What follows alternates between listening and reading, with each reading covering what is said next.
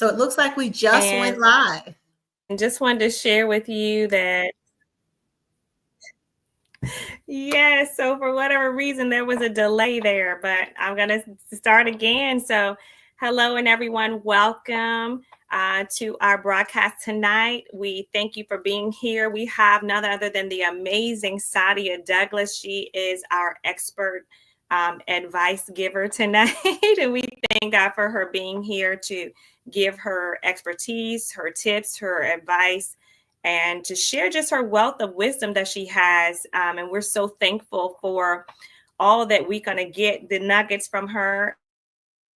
And so welcome, Sadia. Tell us a little bit about yourself.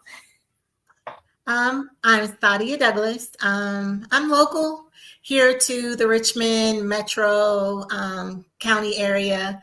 Families from Charles City, grew up in Henrico County, graduated from the University of Richmond, and then got my master's from VCU. So I covered all my bases, hit our locals.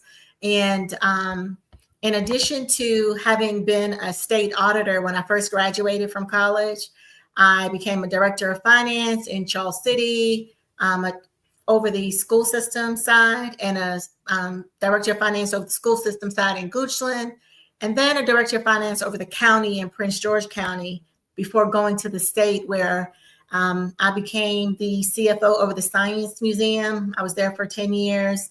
And then I transitioned over to the Department of Aviation. And then once COVID hit, my mom passed, and it gave me an opportunity to kind of rethink my life. And I decided I did not want to go in every day and kind of walk to their tune. I barely wanted to converse with them. So I took that leap of faith and went full time in my practice, and decided if I'm going to believe God and I'm going to have my faith walk, then I need to truly believe that He is the source of my needs. And so, most people would say, well, why don't you leave the state? Why don't you leave the state? And I was a little bit afraid to be an entrepreneur because I would always say 6 figures. That's what I need to take care of my twins, right? And I found that God has given me the same freedom on my own. Right.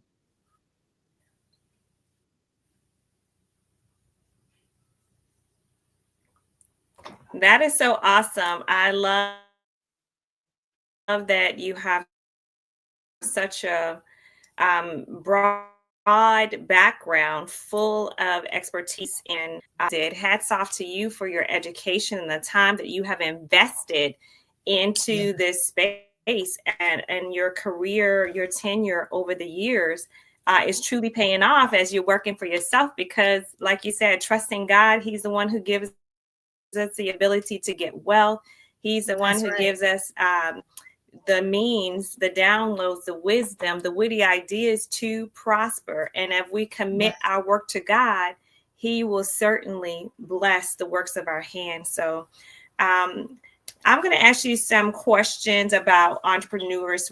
We service a group of entrepreneurs on Facebook, and we will air this for them. And so how should entrepreneurs prepare for tax season? I know it's a little late in the game, very late, down to the wire, but how should entrepreneurs prepare for tax season?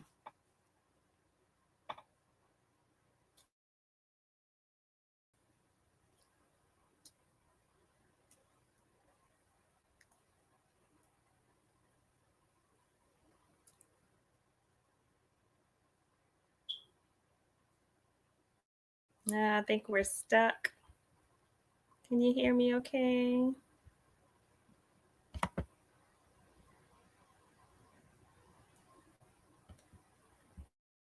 I think we are spinning here. Are you able to hear me now?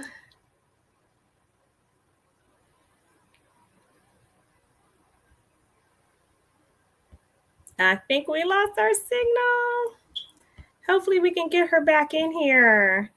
Well, as you hear, she is the expert. She is a pro at what she does. And certainly it's a blessing to have her expertise here sharing with us on tonight. So she will come back to the live stream.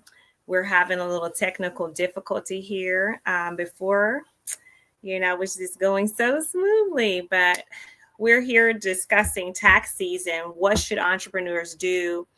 It's about, in this group, manifesting, multiplying, managing multiple streams of income. How do you do that successfully? How do you do it well? How do you do it legally? How do you take care of your taxes? These are all the questions that we're trying to answer on now. So hang on. Hey there. Hey, our page is frozen. Oh, can you see if you can push the link again and come back in?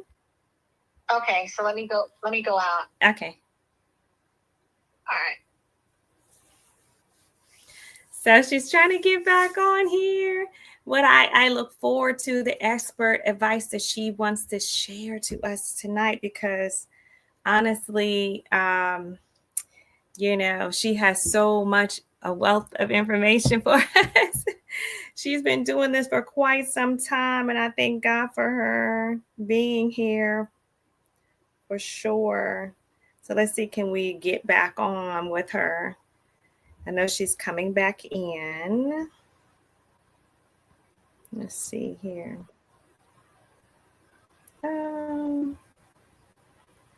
There we are. So here she is. And your Add to the pictures. stage. Did you notice? You're back. Hey, yes, What were I you am saying? back. Thank you so much. I'm not sure what happened. It looked like we were still live during that period. So, awesome. So Yes, one of the things you were asking me was, how can entrepreneurs prepare for the tax season? And I think that in order for them to prepare for the tax season, even though we're this far into it, you have to start gathering together all of your receipts.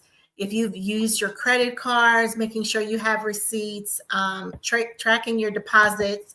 I tell everyone you can use Wave there's a free version of Wave. There's Xero, that is a free version of like an accounting software like QuickBooks.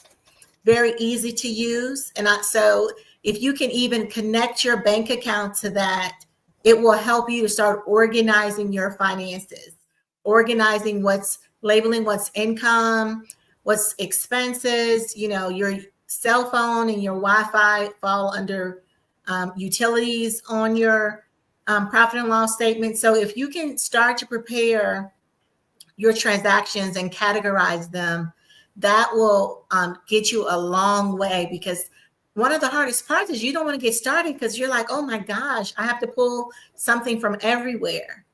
And at least having it in Wave or Xero will help you to pull it together. And QuickBooks is, $39, $45 a month. It depends if you want to go with QuickBooks, but they're easy to set up.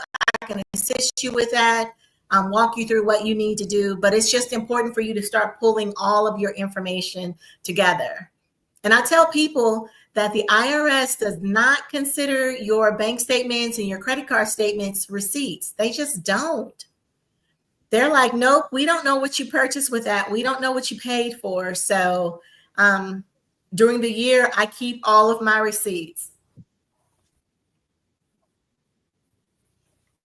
That's so good. That's good information.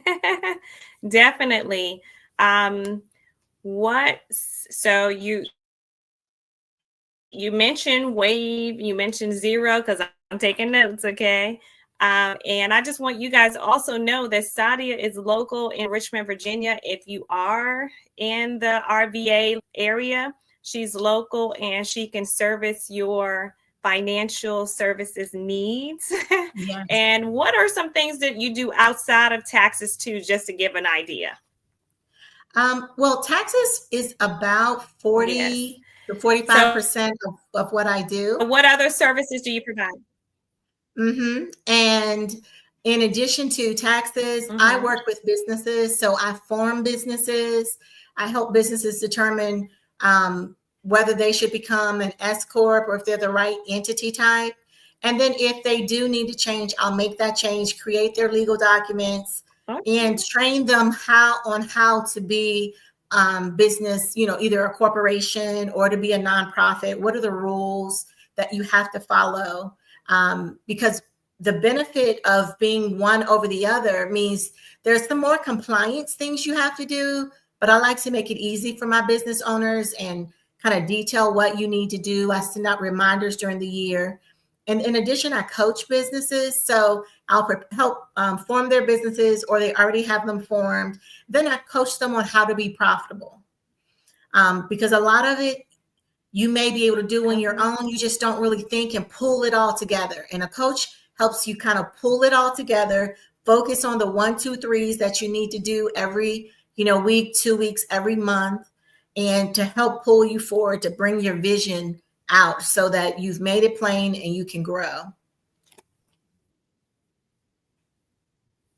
That is so wonderful, sir. She's given entrepreneurs strategies and the steps that they need to take to make themselves profitable, structured correctly, and legally taking care of business for IRS purposes. Yes, and if they've received an IRS letter, I'm like the first person they want to call. What are some examples of write-offs? I know you gave some with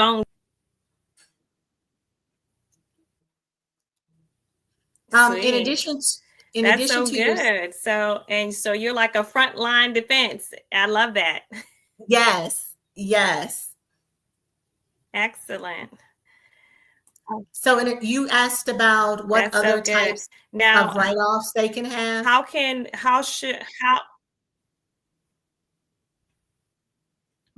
Yes. So you would want to look at, let's just take a generic business and you provide a service. So there are a few things you can write off, but your software, your hardware, your cell phone, your apps that you use, all these apps that we use, because we don't purchase software anymore. What we do is we pay for subscriptions every year. And so you can track and pay for all of those. You can also track your mileage. There's an Mileage IQ. That is a great app to help you. It's swipe left and right for business or personal, and it will track your miles for you. If you're in a job, let's say you are an auto mechanic, well, those uniforms are deductible. No other job, it's only if you have to wear a specific uniform. So I have people who are artists. You can't write off your clothes. Even when they go to the gala, to Emmys, all these things, those artists do not get to write off those beautiful clothes they wear. The IRS says clothes are not a write-off, but when you have a uniform, when you're a mechanic and things of that nature, yes, you can write those off. Also, you can write off your contractors that you have working for you. And that's important because you want to decide whether they are a contractor or an employee. Lots of people classify contractors who are really supposed to be employees. So look at whether you need to be paying them or they're truly a contractor working on their own guidance without you guiding them, using their own tools, whether it be a computer or not. And they must be self-directed. So you hire them for one job and they do that job without you. In addition to that, there are other deductions depending on your classification, whether you are an LLC. Of course, you can write off your home office. And a lot of people kind of are a little confused on how they write off their home office. But if you're an S Corp, there is something called an allocation. You don't get to write off things directly anymore. You get to get reimbursed as an owner. So as an S Corp, you could potentially bring anywhere from $500 to $1,500 home tax-free every month using this reimbursement plan according to the IRS guidelines. That's the key, the IRS guidelines. In addition to that, you would want to start looking at what resources do you use to do your job. So whatever that field is, I can help you identify other types of things you can write off, whether it be books. I know with Kizzy, with her business, sometimes she's using books and learning, and she may do some purchase some things online, whether it be resources for her or for the people that she serves. So those resources are tax deductible. That's good information. Very good. Thank you for that. So those are helpful tips for us to know, to look at our structure, I guess, and knowing whether or not a person should be an employee or a contractor. And I guess that determines whether or not they're a 1099, how we're paying them versus a W-2 form. And so what I'm hearing you say is a contractor is self-governed. They don't need your guidance. They can fully flow and function without you. But your employee said you will need to say, okay, well, I need you to do this at a certain time and that, and follow through, and these are the steps, and you're holding their hand or either managing even them, directing so them. So that's what I'm getting from the conversation. So that's very helpful. Yes. So a virtual assistant, would that fall under employee or a 1099? That is such a great question. So this what about a virtual assistant? Yeah, this is how I tackle that, because I've had a virtual assistant too. So in order for that person to be considered a contractor and not an employee, they have to have their own business. Okay. So they have to have already formed their business. A lot of times, even if it's, if you're hiring, I had a mechanic client who set all of their mechanics as contractors. They didn't have their own business. That the same thing is true for a mental health facility. All of their therapists did not have their own businesses. That makes them employees, not contractors.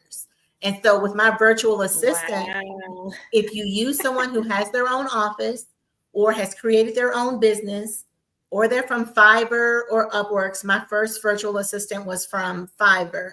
She was amazing. She was in a different country, but she was absolutely fantastic.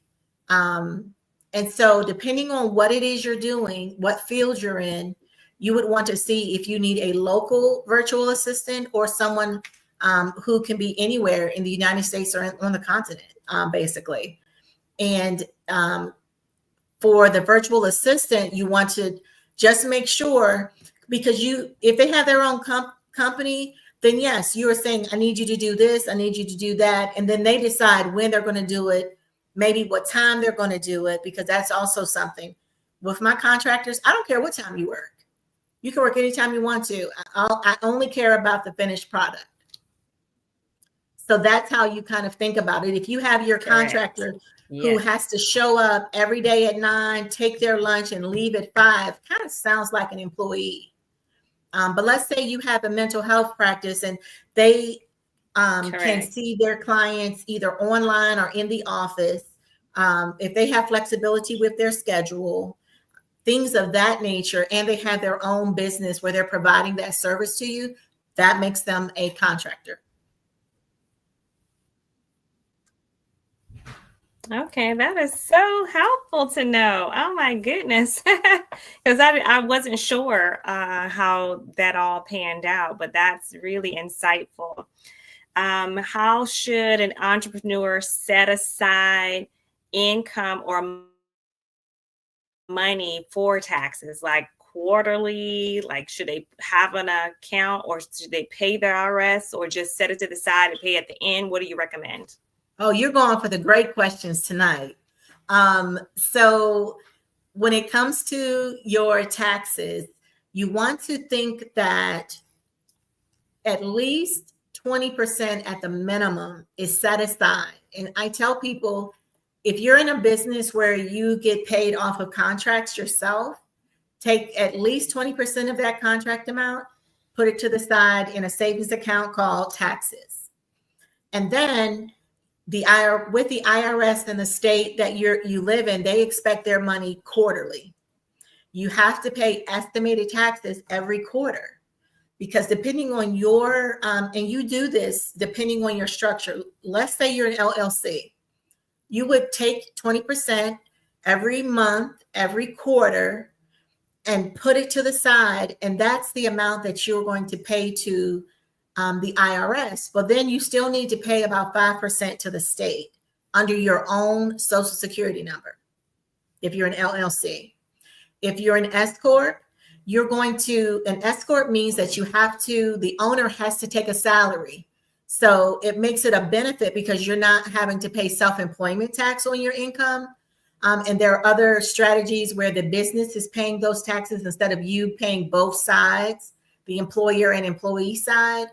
And so if that's the case, you're already paying a majority of it on your payroll. So you look at what your profit is after all of your expenses, and that is what you put 20% towards under your own Social Security number. S Corps are flow-through entities. If you have a corporation, which is a C corporation, you want to put 30% away for federal. And that should be paid quarterly under the business's EIN number. So that makes it a little bit different. And then, of course, our nonprofits don't pay taxes.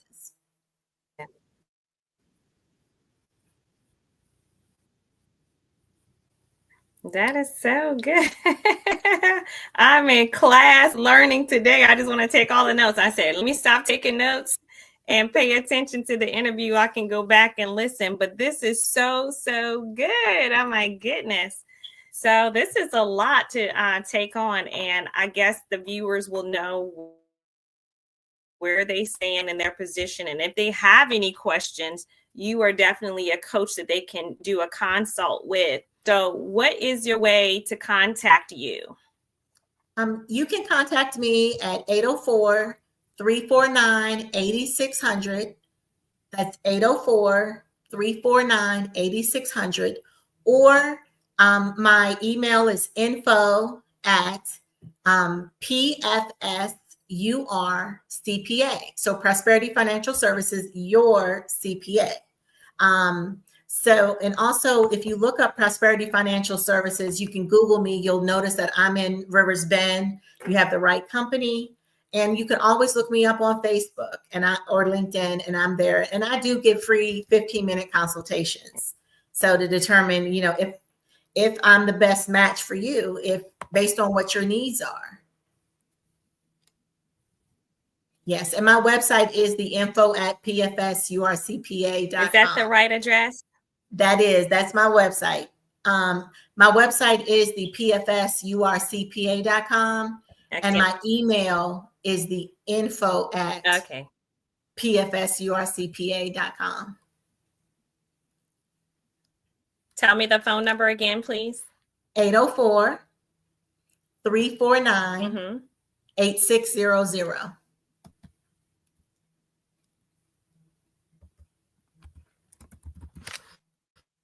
Okay. Alrighty. And if you have questions about how to set up your Google business, if that's not helpful for you, there is a tutorial in LinkedIn that's free, where they will go in and show you how to set up your Google business. So there are some free tools that you can use to further along take your business even further, and to make sure that your name is getting out there, your business name, as you start to brand yourself.